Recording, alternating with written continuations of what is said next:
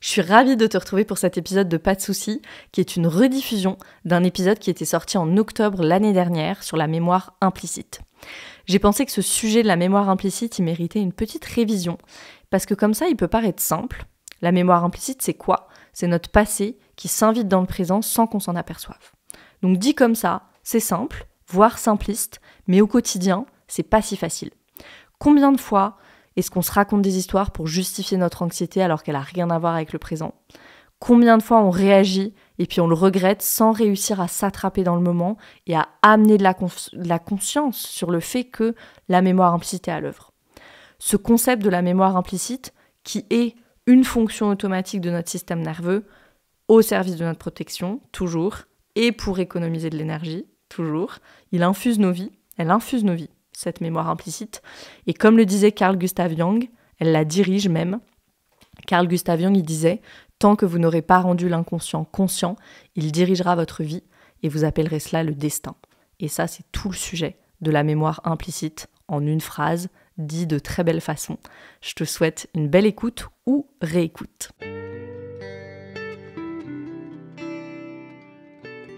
Bienvenue dans Pas de soucis, le podcast pour se libérer de l'anxiété avec Camille Thomas.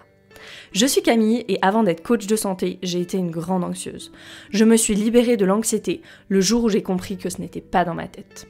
Pas de soucis, c'est le podcast pour celles et ceux qui sont fatigués par tout ce qu'ils ont essayé et qui savent qu'ils ont le pouvoir de guérir de l'anxiété naturellement.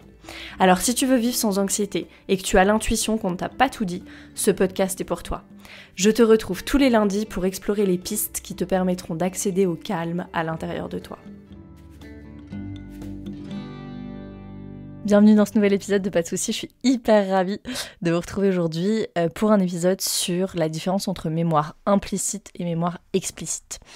C'est un sujet qui est hyper important et c'est surtout une différence très importante à faire et à comprendre, la différence entre la mémoire implicite et explicite si voilà, tu veux te comprendre mieux. Et j'insiste sur le fait de se comprendre mieux parce que souvent quand on a l'anxiété, on peut avoir beaucoup de culpabilité ou se flageller un peu en disant mais pourquoi je réagis comme ça ? Quand on comprend la mémoire implicite, tout a beaucoup plus de sens. Donc voilà, si tu veux te comprendre mieux, comprendre éventuellement tes traumas, t'en libérer, transformer ton monde intérieur et ton monde extérieur, la mémoire implicite, c'est hyper important à comprendre. Donc, on plonge dans le cœur du sujet tout de suite. On a la mémoire implicite, on a la mémoire explicite et on a la mémoire à court terme et la mémoire à long terme.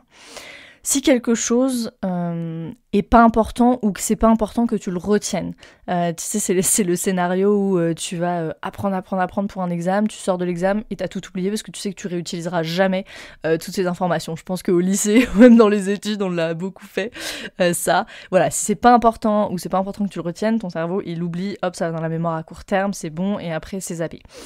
Mais si c'est quelque chose qui semble important, ça va être stocké dans la mémoire à long terme. Donc ici, on va plutôt parler de la mémoire à long terme, et là, on va différencier entre mémoire implicite et mémoire explicite. Donc commençons avec la mémoire explicite. Dans la mémoire explicite, les faits sont stockés dans cette mémoire à long terme, comme appartenant au passé. C'est par exemple, dimanche dernier, je suis allée à la mer avec des amis, j'ai préparé un pique-nique, ensuite j'ai pris ma voiture pour les rejoindre, le soir, en rentrant, je suis passée chez Carrefour parce que j'avais besoin de papier toilette, j'ai acheté du papier toilette, je suis rentrée chez moi. Tu sais consciemment que ça appartient au passé. La mémoire explicite, c'est ça en fait, c'est le fait de se souvenir consciemment des choses. Donc quand tu te souviens de dimanche dernier, tu te vois sur la plage, ensuite tu te vois reprendre ta voiture, chercher des clés de voiture dans ton sac, te garer au supermarché, passer à la caisse avec le papier toilette, etc. etc. Donc j'ai très clairement un souvenir. La mémoire explicite, c'est aussi, si je te pose la question par exemple, dis-moi quels animaux sont des animaux marins. La baleine, les poissons, ok. On sait quels sont les animaux marins. 2 plus 2, 4. Ok, tout ça, c'est la mémoire explicite. Ça peut être des choses autobiographiques ou ça peut être juste des faits que tu sais en fait, de l'information. La mémoire implicite, elle est différente. Elle est beaucoup plus ressentie, vécue. C'est plus dans les sensations, en fait, la mémoire implicite. On pourrait la décrire comme les choses dont on se souvient inconsciemment, sans effort. Comme par exemple, savoir faire du vélo, nager. C'est presque difficile à décrire avec des mots, en fait. Si je te disais comment on fait pour faire du vélo, tu pourrais me dire je m'équilibre et je pédale en même temps. Mais moi, là, j'ai du mal à décrire, en fait. C'est un peu difficile à décrire. Ce que tu pourrais me dire, c'est quand est-ce que tu as appris, quelle était la couleur de ton vélo, où est-ce que tu as appris, avec qui, quel âge tu avais, etc. Ça, c'est de la mémoire explicite. Mais le fait de savoir comment faire du vélo, ça a été stocké dans la mémoire implicite plutôt comme une sensation. Et il y a plein de choses qu'on retient comme ça, tristes ou joyeuses, dangereuses ou sûres, et ça nous sert bien. La mémoire implicite, elle peut être à notre service ou à notre disservice, on dit en anglais, on va voir la différence. Mais la mémoire implicite, typiquement, c'est aussi, tu sais, ces trajets, un trajet qu'on fait tout le temps, et j'arrive chez moi, et je sais même pas comment je suis arrivée chez moi, en fait. Pourquoi? Tu sais pas comment t'es arrivée, parce que tu sais conduire, tu connais le trajet, et du coup, en fait, tu pensais à autre chose, et t'étais en pilote automatique. Et ça, c'est la chose super intéressante, d'ailleurs, avec la mémoire implicite. Tu peux retenir quelque chose que ton cerveau estime important, sans avoir à y penser. Ce qui est absolument génial, parce que si à chaque fois que je me mets au volant de ma voiture, il faut que je réapprenne à conduire, ça va être un peu compliqué. Donc, maintenant, pourquoi mon cerveau déciderait que c'est important sans que j'aie à prendre la décision consciente de m'en souvenir? C'est ça la question. Si la mémoire implicite, c'est le fait de retenir sans effort conscient ce que mon cerveau estime qui est important, qu'est-ce qui fait que mon cerveau décide que c'est important? Ça peut être 3 choses principales, ou en tout cas moi j'en ai sélectionné 3. Ça peut être si tu le fais souvent, et tu le fais tellement souvent que t'as pas le temps de le réapprendre à chaque fois. Donc c'est ce que je viens de dire avec le fait de conduire, par exemple. Ça peut être aussi, peut-être que, je sais pas, quand vous prenez votre douche, par exemple, vous avez les étapes, vous savez exactement ce que vous faites, ou quand vous vous mettez au lit, vous avez vos étapes aussi, et vous réfléchissez pas en fait.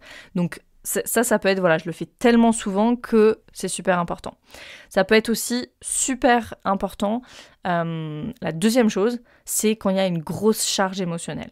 Alors, bonne ou mauvaise, hein.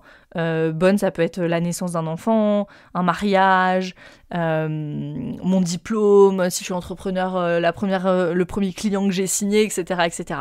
Donc, quand il y a une grosse charge émotionnelle, donc si tu veux te souvenir de quelque chose, ressens des émotions fortes. Par exemple, si tu es entrepreneur, quand quelque chose se passe bien, célèbre à fond, que tu sois entrepreneur ou pas d'ailleurs, mais comme ça ton cerveau, il associe ça à une émotion agréable. Donc, par exemple, voilà, quand t'as fait quelque chose qui te faisait peur, mais t'es passé au-dessus, je sais pas moi, fallait que tu fasses ce live sur Instagram, et ça y est, t'as fait ton premier live sur Instagram, ou quand t'as envoyé ton premier devis, quand t'as fait un appel de vente, et que t'as closé la personne, quand t'as créé ton premier programme en ligne, etc., etc., t'avais peur, mais tu l'as fait, et maintenant t'es soulagé, célèbre à fond, parce que ton cerveau, il va associer le fait de se sentir bien à cette chose, et la prochaine fois que tu veux te sentir bien, voilà, par exemple dans mon cerveau, au lieu du chocolat, il va me proposer d'aller gagner de l'argent ou d'aller m'entraîner à la course à pied ou tout autre objectif que je me suis fixé et que j'ai à un moment atteint, même si c'est pas mon objectif, mon gros objectif final, mais des steps en tout cas que j'ai atteints et que j'ai célébré, et donc du coup que j'ai chargé émotionnellement de façon positive. Donc célèbre, voilà une raison vraiment scientifique là de se célébrer. C'est pas juste vaudou, c'est vraiment pour associer une charge émotionnelle positive à quelque chose qui te fait avancer dans la direction où tu veux aller. Une troisième raison pour laquelle mon cerveau peut estimer que c'est important de retenir, c'est des choses que je ressens souvent. Par exemple, j'ai parlé du chocolat là, juste avant. Par exemple, quand je mange du chocolat, je me sens bien. Prenons cet exemple-là. Donc, mon cerveau, il se dit, quand Camille veut se sentir bien, je vais lui suggérer le chocolat. Donc, cette association émotion-mémoire implicite, elle peut être utilisée à notre service, hein, quand on célèbre, là, avec l'exemple que j'ai donné, par exemple. Donc, on va associer finalement nos objectifs à une charge émotionnelle positive, donc génial. Mais bien sûr, elle peut se retourner aussi contre nous. Peut-être que le chocolat, c'est plus dans cette catégorie-là. Je sais pas, bien que le cacao ait plein de bienfaits. Voilà, mais par exemple, quand on est hyper en proie à l'alimentation émotionnelle ou qu'on consomme des substances, l'addiction, elle est formée dans la mémoire implicite, par exemple. C'est un autre sujet, je vais pas aller là-dedans. Mais voilà, cette association émotion-mémoire peut être utilisée à notre service comme nous desservir. C'est pour ça aussi que détourner systématiquement les enfants, par exemple, de leurs émotions avec des bonbons ou je sais pas quelle autre chose, c'est si mauvais, parce que du coup, ils vont associer le fait de gérer leurs émotions ou se sentir bien avec les bonbons, le sucre ou les jouets, etc. Mais ça, encore une fois, c'est un autre sujet. Ce qui est important à comprendre ici, c'est que ni le cerveau, ni l'esprit ne peuvent simplement créer des souvenirs comme une caméra le ferait, comme une caméra qui fait un film, en fait. C'est pas comme ça que ça se passe. Ici, je vais vous expliquer ce que le docteur Dan Siegel explique très bien dans ses livres Mindside, Mind, entre autres. Dr Dan Siegel, il a beaucoup étudié le cerveau, mais pas que le cerveau, mind, c'est vraiment l'esprit en anglais. Il fait énormément de liens, comment utiliser finalement son cerveau pour vivre bien. Donc ce qu'il nous dit, c'est que en fait, d'abord, notre mémoire, c'est pas une image en fait. D'abord, on reçoit un flot comme ça de paquets de données qui sont des données sensorielles, hein, donc de sensations, en fait, des données sensorielles brutes. On reçoit ça du monde extérieur. Et ces données-là, elles sont dispersées dans le corps, dans nos nerfs et dans notre tronc cérébral. Et notre tronc cérébral, c'est vraiment ce cerveau reptilien. Hein. C'est là où il y a notre détecteur de menace aussi. Ce tronc cérébral primitif, c'est une des premières... partie du cerveau du point de vue de l'évolution, et c'est celle encore une fois qu'on partage avec les reptiles, hein. Ce tronc cérébral, il n'a pas de souvenir conscient. Donc il n'y a pas de mémoire explicite à cet endroit-là. Donc qu'est-ce qui fait que toutes ces données sensorielles, là, elles deviennent une mémoire explicite, où je suis capable de dire dimanche dernier, j'ai fait tac tac tac, j'ai été à la mer, j'ai été chez Carrefour, j'ai acheté du papier toilette, etc. Pour qu'il y ait une véritable mémoire permanente, donc mémoire explicite, le docteur Siegel, il nous dit on a besoin de l'hippocampe. L'hippocampe, c'est cette partie du cerveau qui se trouve au-dessus du tronc cérébral, qui est au niveau du système limbique. Hein, vous avez peut-être entendu parler du système limbique, qui est le siège émotionnel des émotions. Il se trouve dans le lobe émotionnel limbique. Et donc, l'hippocampe, cette partie du cerveau, elle est chargée de faire deux choses. Elle est chargée de faire de ces données sensorielles brutes une image cohérente, en fait, de les intégrer à un tout cohérent. Donc ça, c'est la première mission. Et la deuxième mission de l'hippocampe, ou la deuxième fonction, en tout cas de l'hippocampe, c'est d'apposer sur les souvenirs une étiquette temporelle. Donc ça veut dire quoi ? Ça veut dire transférer en fait toutes ces données dans la mémoire permanente à long terme, où elles pourront être récupérées ultérieurement, quand on en a besoin. Quand j'ai besoin d'ouvrir le tiroir de, je sais pas moi, ce qui s'est passé l'année dernière, le jour de mon anniversaire, et ben hop, je me souviens et je vais consciemment en fait faire appel aux souvenirs. Et c'est ça qui me permet de dire ce que j'ai fait dimanche dernier, par exemple, ou exactement ce que je viens de dire là, qui était présent à mon anniversaire l'année dernière. C'est vraiment cet hippocampe. Et donc l'intervention de cette partie du cerveau, l'intervention de l'hippocampe, c'est le seul moyen de faire entrer toutes ces données sensorielles brutes dans la pensée consciente. Et ça va se produire au niveau du cortex préfrontal, qui est la partie cognitive la plus élevée et la plus récente aussi d'un point de vue de l'évolution du cerveau. Donc la mémoire explicite, c'est ce à quoi on pense en fait en tant que mémoire. C'est une mémoire pensée, une mémoire cognitive, hein, je l'ai dit tout à l'heure. C'est vraiment un souvenir dont on peut se souvenir dans notre cerveau pensant. Dan Siegel, il dit c'est l'ensemble du film en fait. C'est vraiment l'ensemble du film auquel les parties supérieures de notre cerveau, donc l'hippocampe, le cortex préfrontal et tout, elles ont donné un titre, exemple, anniversaire, on est quoi là, en 2022, donc anniversaire en juillet 2021. Et hop, tous les souvenirs associés, ces données-là, elles sont bien classées dans anniversaire juillet 2021. Mon anniversaire est en juillet. C'est ça qui me permet de distinguer le passé du présent. Si l'année dernière, je vais continuer sur mon élan de l'année dernière, si l'année dernière je me suis fait morte par un chien dans la rue, par exemple, c'est mon cortex préfrontal qui aujourd'hui, quand je vois un chien dans la rue, me permet de dire ça c'est un chien, et c'est ce chien-là maintenant, par opposition au chien qui m'a mordu l'année dernière. Okay, c'est vraiment mon cortex préfrontal qui me permet de me dire le présent c'est le présent, le passé c'est le passé en fait. Donc le cortex préfrontal, mais qui fait pas les choses tout seul, hein, il y a eu cette intervention de l'hippocampe. Et on l'a vu, c'est seulement grâce à l'intervention de l'hippocampe que la mémoire devient explicite, qu'elle est rangée bien correctement dans un tiroir avec un titre, et qu'on a l'ensemble du film, on a quelque chose de cohérent et qu'on est capable de situer dans le passé. Le problème, c'est quand l'hippocampe n'est pas disponible ou qu'il est comme débranché, en fait. Et il y a au moins 4 façons que distingue le Dr Siegel, dont l'hippocampe peut ne pas être disponible, peut être comme débranché. On aime bien dire en anglais, on dit offline. Je trouve que c'est une super bonne expression, comme s'il était hors ligne, en fait. L'hippocampe, il n'est pas dispo. Et ça signifie quoi ? Ça signifie que nous, les humains, on peut facilement ne pas se souvenir d'événements traumatiques. Et on va voir pourquoi, on va voir comment c'est quoi ces 4 façons dont notre hippocampe pourrait être hors ligne. Et du coup, ça empêche ces sensations de devenir de la mémoire explicite. Alors d'abord, de la conception à l'âge de 36 mois. Même chez un enfant en parfaite santé qui a un attachement sécure, voilà, où tout va bien, ses parents sont là, etc., l'hippocampe ne fonctionne pas encore. jusqu'à 36 mois. Il n'y a pas assez de myéline en fait pour que ça fonctionne, donc l'hippocampe il est tout simplement pas en ligne encore avant 36 mois. Donc les événements qui se produisent même au cours des 45 premiers mois, on dit, de la vie, ils deviennent pas automatiquement des souvenirs conscients. Et ça c'est super important. Si je reprends l'exemple du chien, mettons que à 6 mois je me suis fait mordre par un chien, et puis à 2 ans je suis à nouveau mordue par un chien, toujours sur la main par exemple. Je vais avoir un sentiment de peur en fait quand je vois des chiens. Je vais avoir même peut-être une sensation de douleur dans mon corps. Je vais avoir des souvenirs, mais tous implicites en fait. Un sentiment de peur, une sensation de douleur dans la main, un visuel de quoi ressemble un chien, un son d'aboiement peut-être une sensation dans le corps qui je sens que j'ai envie de courir en fait. J'ai envie de me préparer à courir. J'ai toute cette énergie là dans le corps. Mais il n'y a pas de choses explicites en fait. Et ça, c'est typiquement la mémoire implicite. La mémoire implicite, en fait, elle est encodée, elle est restée à l'état pur. C'est vraiment juste un ensemble de ces paquets de données sensorielles, là, de mémoire corporelle, en fait. Il n'y a rien de mémoire corporelle brute et inconsciente. Il n'y a rien qui a été porté à la conscience, en fait. Dr Siegel, il nous dit, sans hippocampe fonctionnel, les données, en fait, elles sont éparpillées dans le corps.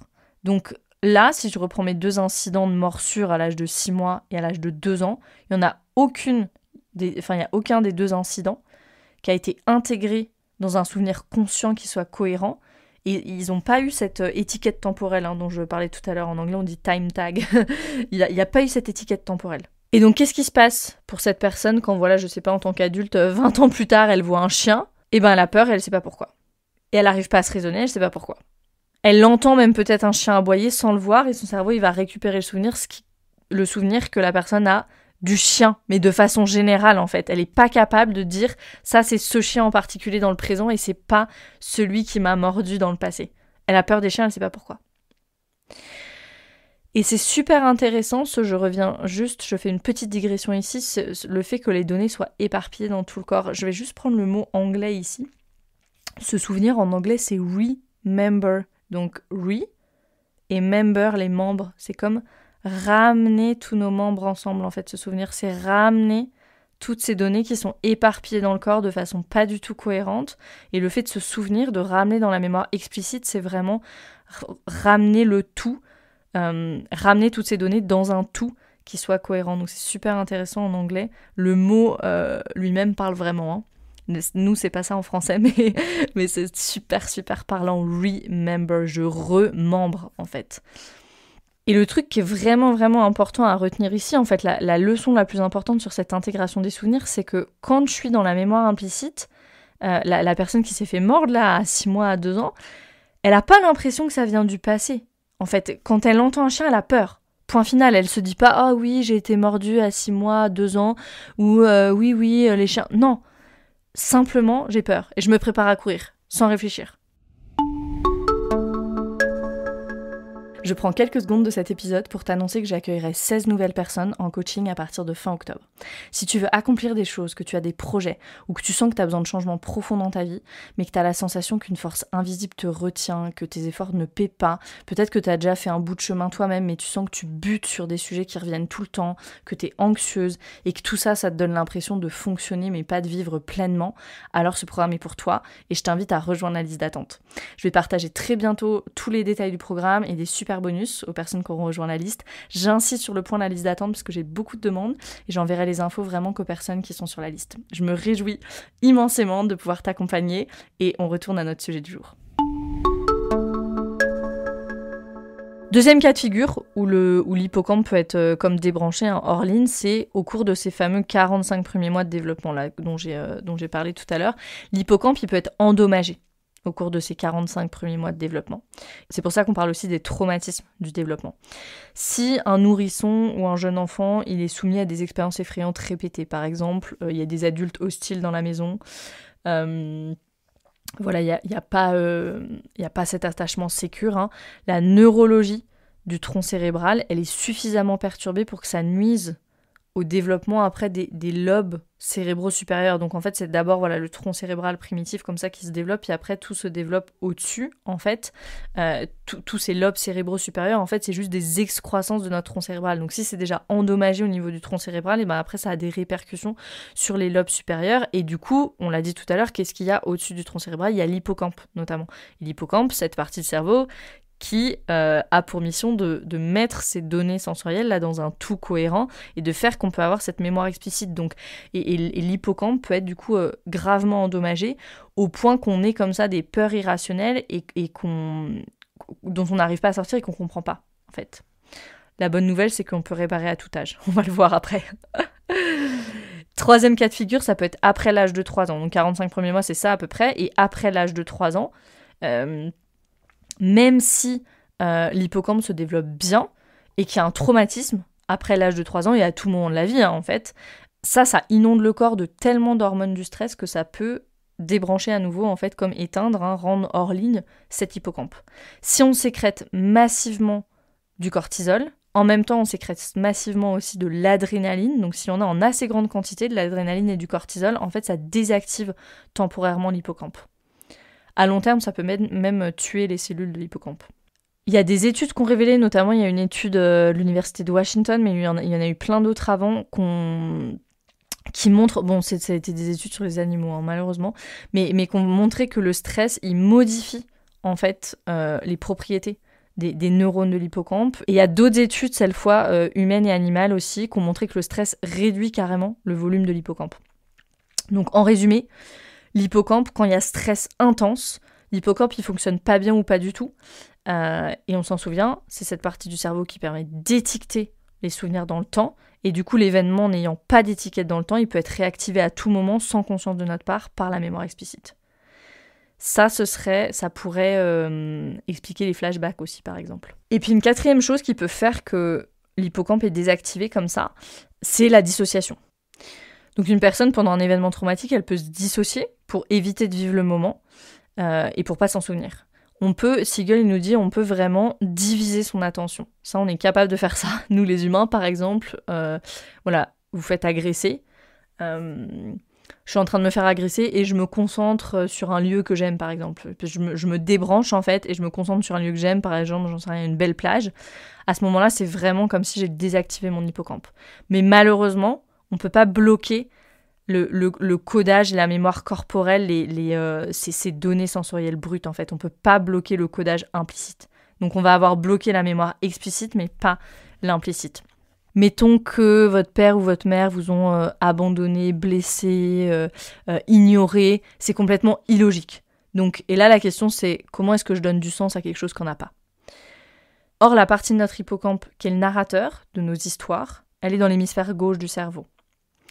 Mais elle doit faire appel à l'hippocampe de l'hémisphère droit. Donc l'hippocampe, il est entre l'hémisphère gauche et l'hémisphère droit, d'accord ? Donc, et c'est important, ça c'est cette fameuse intégration, mais je referai un épisode plus tard là-dessus sur l'importance de l'intégration au niveau du cerveau.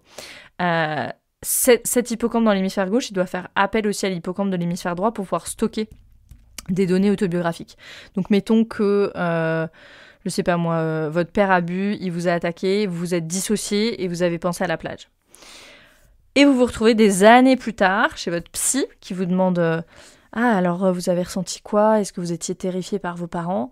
Et donc votre narrateur de l'hémisphère gauche, il veut coopérer, donc il appelle le côté droit, l'hémisphère droit, il dit il y a des sentiments de peur vis-à-vis des parents là-bas, et le côté droit il dit rien ici Camille, que du sable et de l'eau.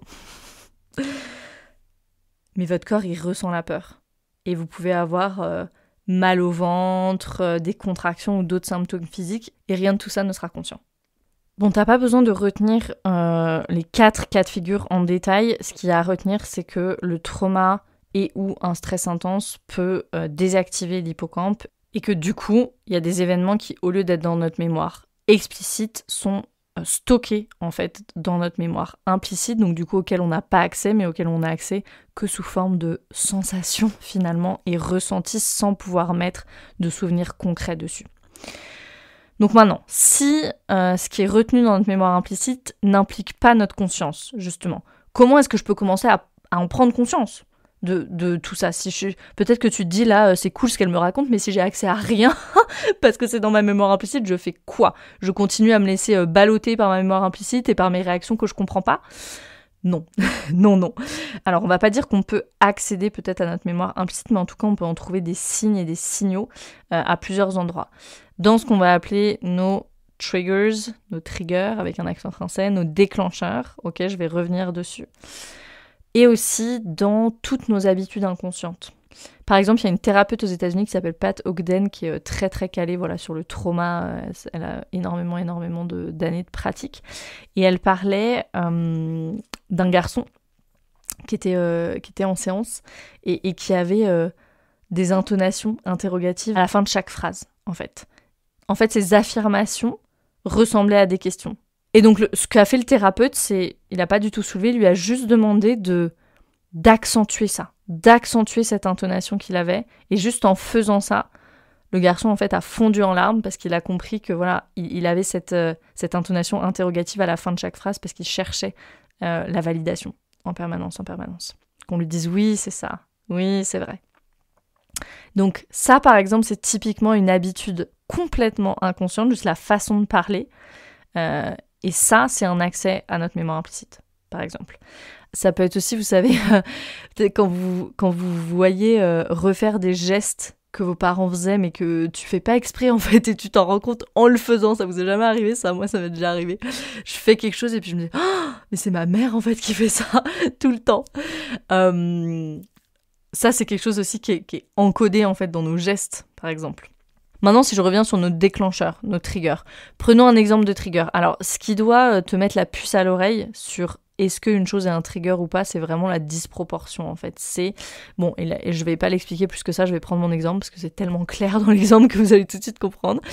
C'est un exemple de la vraie vie, qui est vraiment arrivé, donc pas de jugement, s'il vous plaît.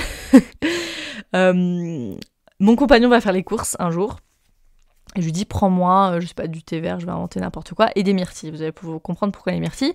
Je prends mes myrtilles surgelées dans mon smoothie tous les matins. Il pense à toutes les choses, notamment les choses pour lui, et il me ramène pas les trucs que je lui ai demandé. Je me mets en colère parce que je pourrais pas faire mon smoothie demain matin, nanana, il pense jamais à moi, tata.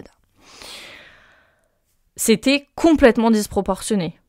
Une colère ultra intense, qui a duré pendant quand même quelques minutes et de laquelle j'ai eu du mal à redescendre pour des myrtilles surgelées. Donc là, on peut clairement se dire, ok, il y a une disproportion. Et donc là, je vais me demander, ok, comment je me sens? C'est quoi les émotions qui sont là? Ok, je suis en colère. Quoi d'autre? Je me sens abandonnée. Quoi d'autre? Il y a un peu de tristesse aussi.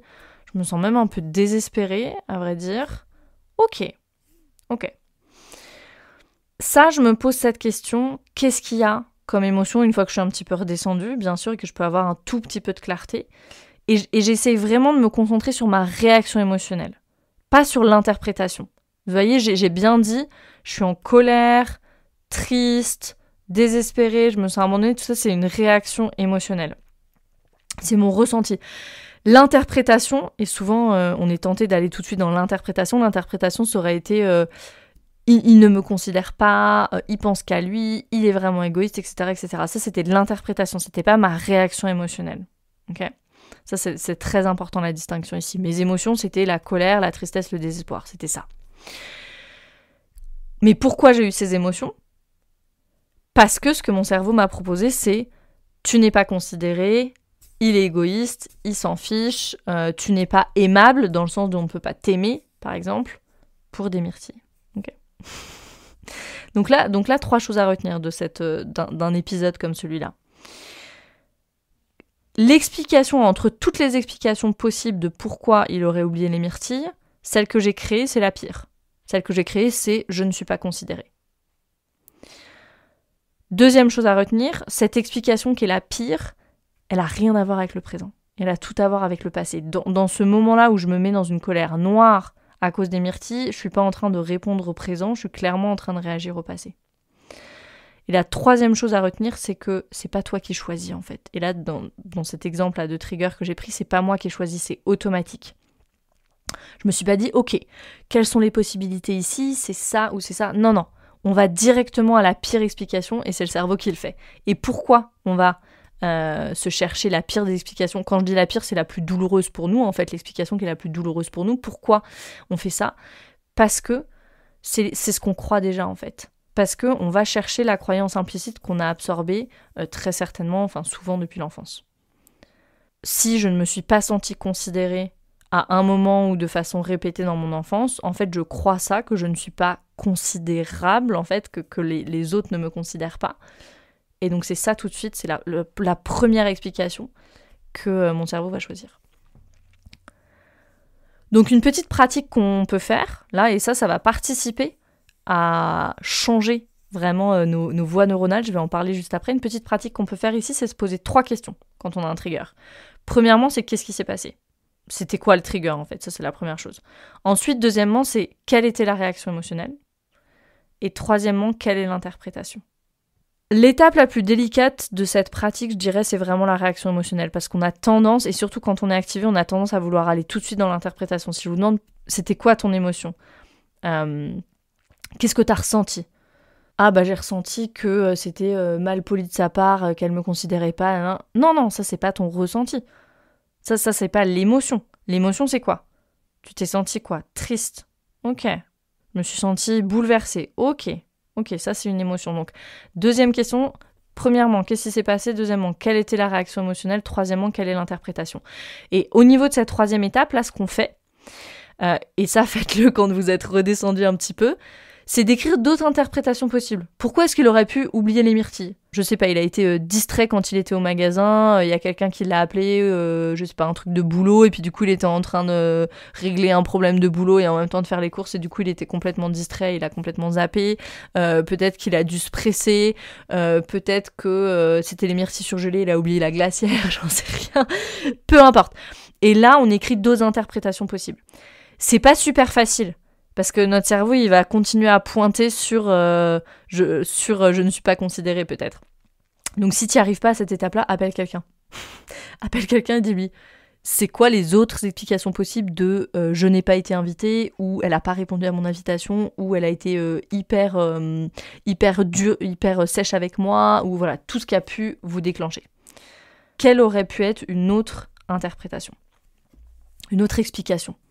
Et plus on va faire ça, plus on va s'entraîner à chercher d'autres explications possibles, plus je vais amener de la confiance, et moins à l'avenir je vais être énervée, blessée, etc. Moins je vais être activée en fait facilement.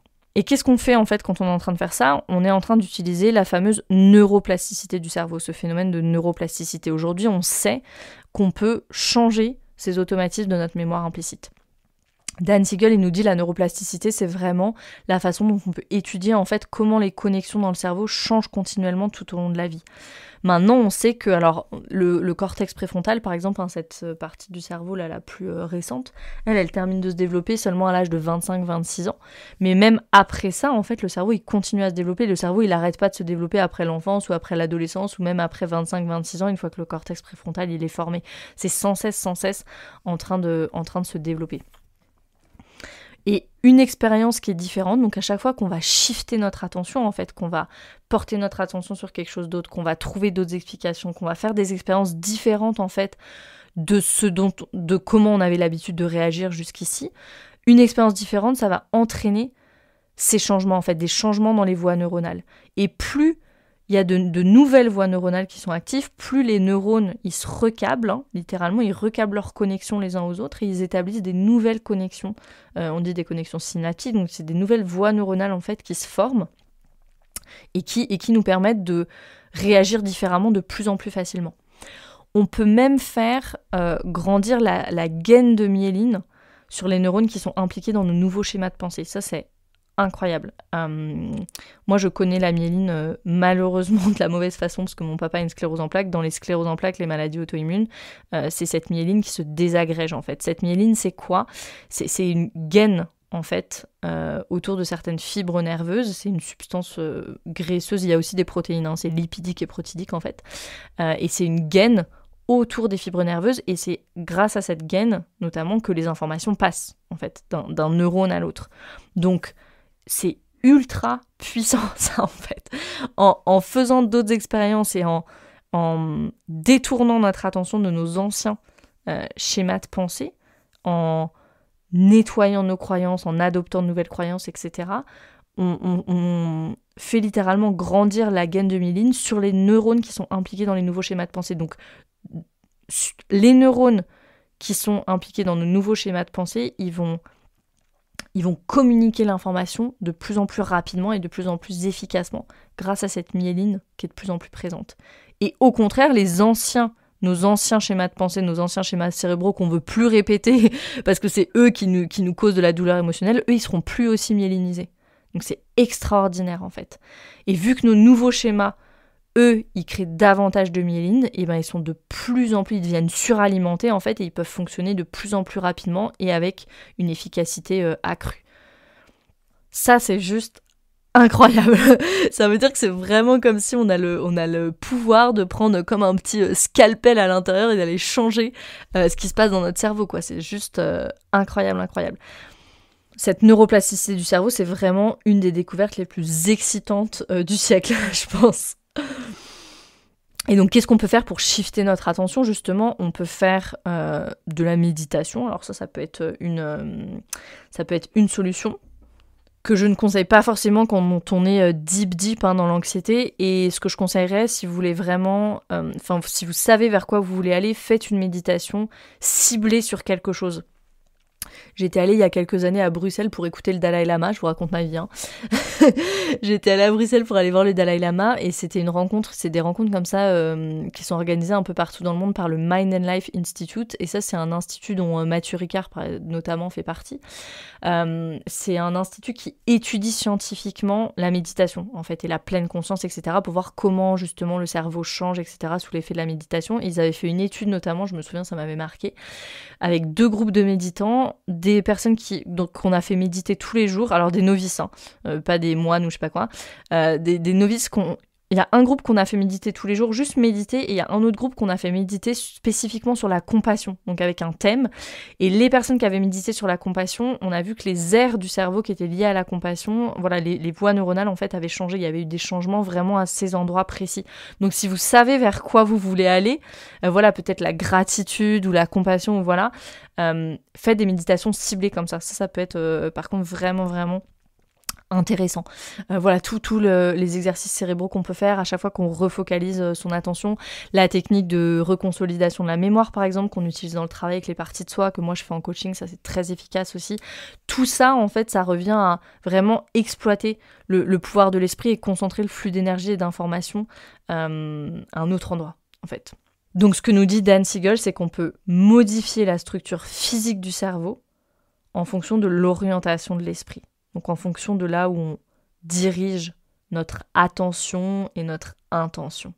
Donc c'est véritablement, quand j'étais en formation de Psyché, on parlait de l'intention comme un laser, c'est littéralement ça. Donc voilà sur la différence entre mémoire implicite et mémoire explicite. J'espère que ça vous aide à vous dire que non, vous n'êtes pas fou, vous n'êtes pas folle, à vous déculpabiliser aussi quand vous avez des sensations peut-être que vous comprenez pas trop ou des peurs que vous comprenez pas trop, ou en tout cas que vous ne liez pas à un souvenir ou à quelque chose de conscient. Vous êtes dans la mémoire implicite ou quand vous réagissez, là je vous ai donné l'exemple des myrtilles, ça arrive à tout le monde, ok. Quand on réagit comme ça de façon disproportionnée, c'est la mémoire implicite qui est à l'œuvre dans toutes ces situations-là. La bonne nouvelle, c'est qu'il y a ce phénomène de neuroplasticité du cerveau, qu'on peut changer les choses et on le fait très bien avec toutes les techniques de régulation du système nerveux aussi, parce qu'à chaque fois qu'on régule notre système nerveux, on est dans une nouvelle expérience, on enseigne à notre système qu'on n'a plus besoin de réagir toujours de la même façon, donc toutes les techniques de régulation du système nerveux et d'autres pratiques et techniques que j'utilise aussi en coaching, ça se fait très bien. Tu as le pouvoir de changer, tu as le pouvoir de te transformer et j'espère que tu en ressors convaincu encore plus avec cet épisode. Si tu es intéressé par ce travail, rejoins la liste d'attente pour le coaching et en attendant, je me réjouis de te retrouver dans un nouvel épisode du podcast très bientôt.